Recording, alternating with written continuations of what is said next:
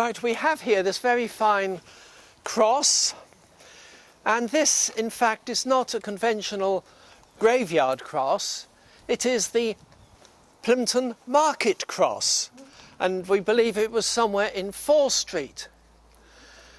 And no one saw it for many centuries, and it was discovered in the wall of the Guildhall. They would do renovations in our Guildhall in 1821, and they found that it was within the wall, and it is supposed that it was put there to keep it safe from iconoclasts and people who were going around at that time destroying such things as crosses. It was discovered and re-erected here, I think in 1900. It took us a little time to get round to doing it, but it's rather a fine feature.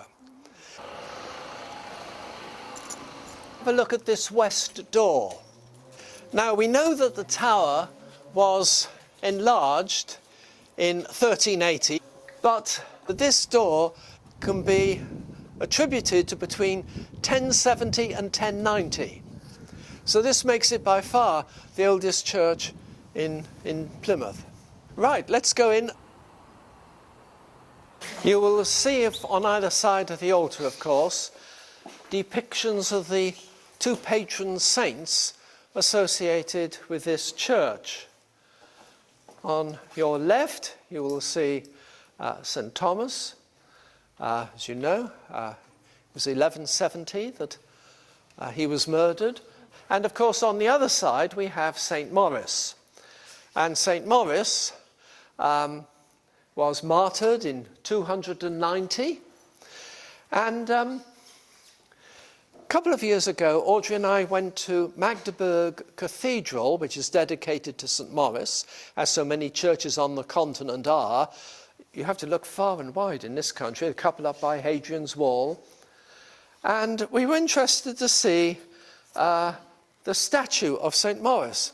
And of course, the first thing that struck us really was, unsurprisingly perhaps, that he was black. He didn't in fact come from Rome. And the question, of course, presents itself, why St Maurice? And then the next question presents itself, what was it called before it was St Thomas? And surely you are reviving the memories of an earlier dedication. And then one says, well, you know, there must be a reason for this. And I think the most probable reason is that there was some Roman presence here at what would have been a very strategic point. We're discovering more and more as you go across what was the ferry at Saltash. You're finding more evidence of Roman settlement there. As you know, they recently found quite a lot by Callington and beyond. I cannot believe that the Romans, in a sense, weren't aware of the strategic importance of this particular point. We found Roman coins on Buller's Hill. A cache of Roman coins has been found on Dorsmouth Hill.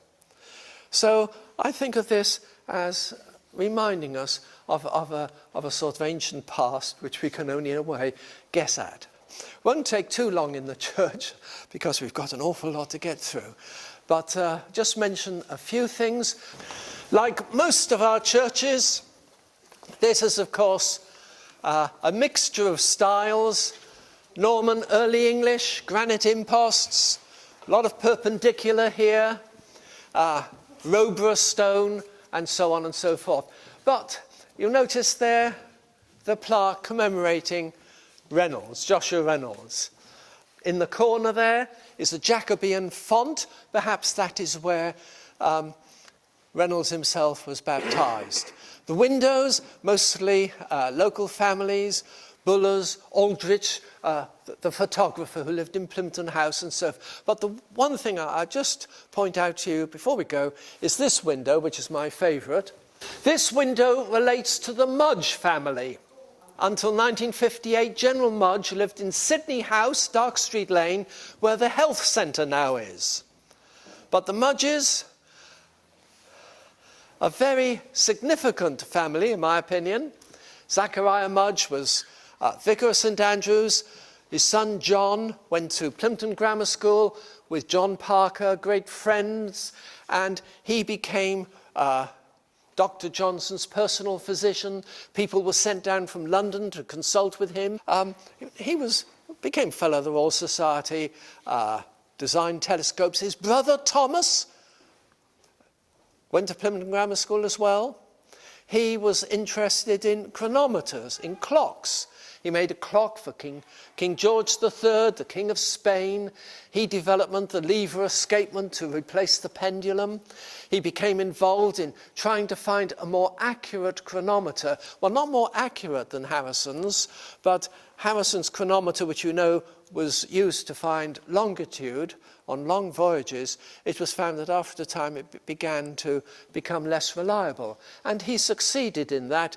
And in fact, there's a Mudge passage off British Columbia where he sailed with Vancouver. There's a Mudge Strait down in Antarctica. You know, he was a very significant figure. Down another generation, and we have the person who started off our Ordnance Survey, did his baseline up at Blackheath, covered the country with these imaginary triangles. Right, let's move on. Look at the various headstones.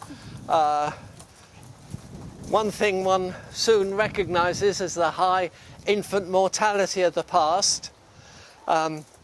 We won't have time to look at the headstones for Joseph Pierce and his 2 wives and his 8 children, all of whom died in the first 7 months of their life.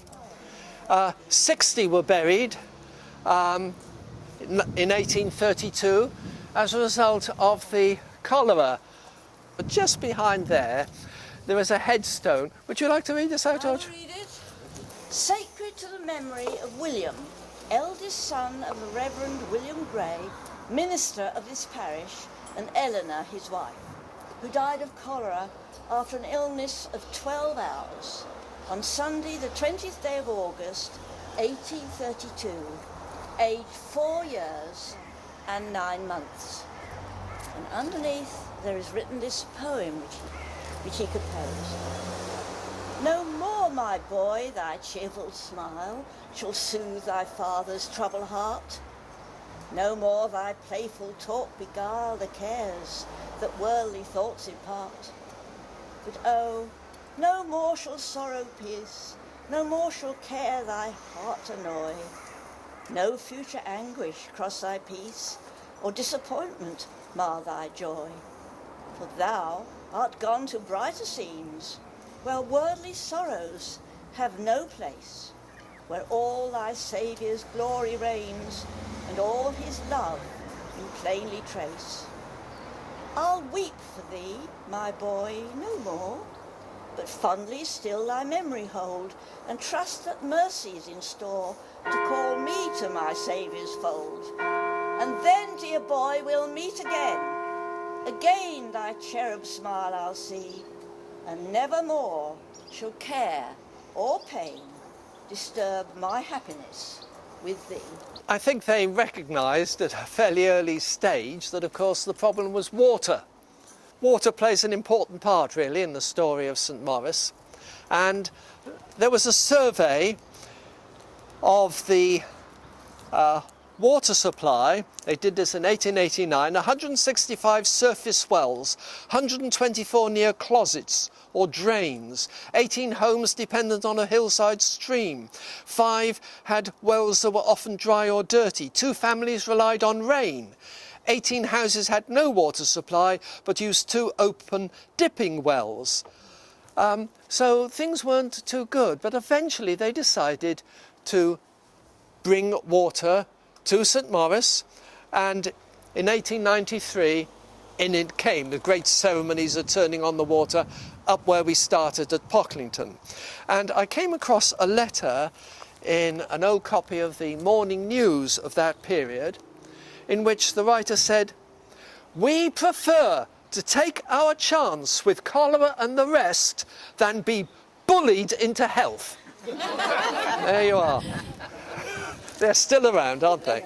It was extended in 1817, and it's quite interesting that we know the first 3 people who were buried there. Surprisingly, one of them was a young woman who apparently committed suicide who lived in Longbrook Street. And why she was allowed to be buried on consecrated ground is a mystery I don't think we'll ever solve.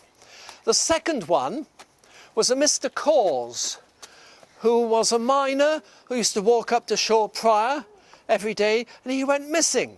And he was found eventually at the bottom of a mine shaft between here and Shaw.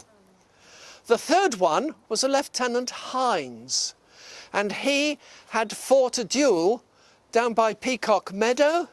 He was wounded, taken to the London Inn, died and buried here.